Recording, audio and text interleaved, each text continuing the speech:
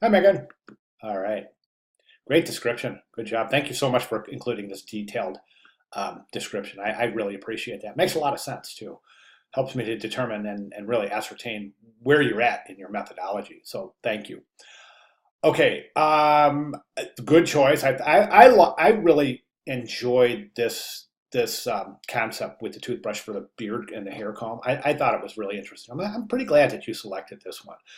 So I think that your thought process is solid, definitely solid. I see that this is a little bit backwards. I think this we go, okay, dinner tonight, yes.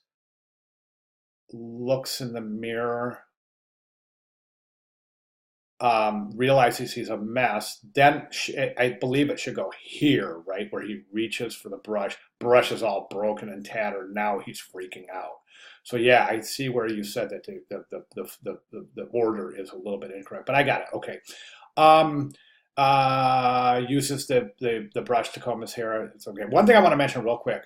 Um, Before I forget, is the more different perspectives you give of your main character, the more interesting the narrative is going to be. So, for example, you might possibly show him, okay, here's his reflection. Maybe show the back of his head here so we can see that he's looking in a mirror. Okay, so here's the foreground with his reflect with the back of his head, and then here's the mirror so we can see that that's actually a reflection. Okay, then other areas, like he's always looking straight into the camera, right? There he is, straight into the camera, straight in, straight in, straight in, straight in. Let's change up these perspectives a little bit. Maybe you could show a side view of him looking in the mirror, thinking of the toothbrush. Maybe you could show a 3/4 of him actually combing his beard. And then the front view, and then a different view here. Do you see what I'm saying?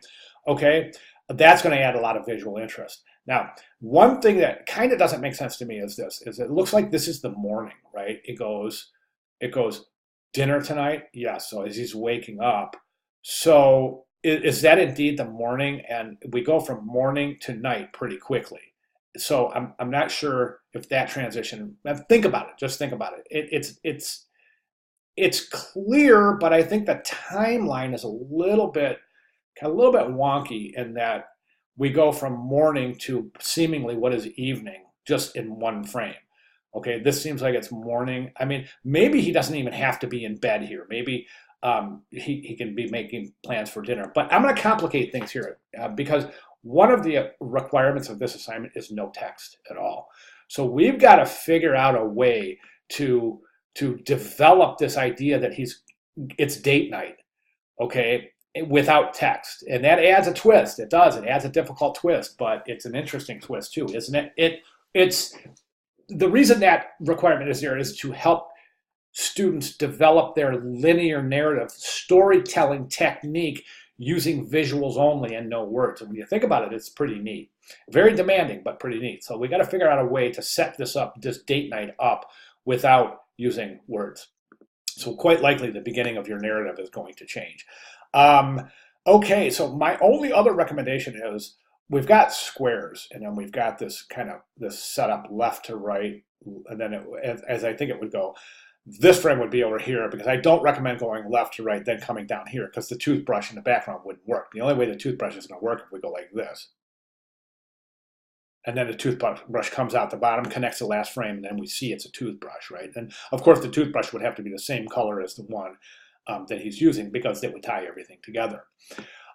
There's a couple of choices you can make now as to what is the shape of the frames you want to use, if any. There's a couple of techniques here. This used circles. This didn't use any shape to contain the illustrations. It did use a shape behind, which is a really super interesting technique. As you can see, this little shape behind the illustrations kind of contains the illustrations, but doesn't separate them to the degree that these individual frames do. So think about that. Um, okay, I think that the final frame here would probably, instead of just having them looking into the camera like this, maybe have them sitting at the candlelit dinner table or something with, all dapper, he's all dapper, and they're both happy, right?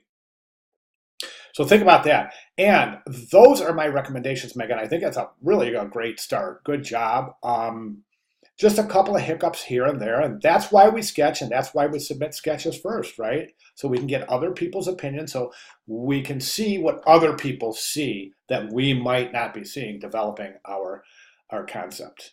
Okay, so again, questions, let me know immediately so I can address them quickly. And if you have any further sketches or anything you want to run by me between now and Sunday, I'm here. So, gosh, I just remember I'm going to be out of the studio on Saturday.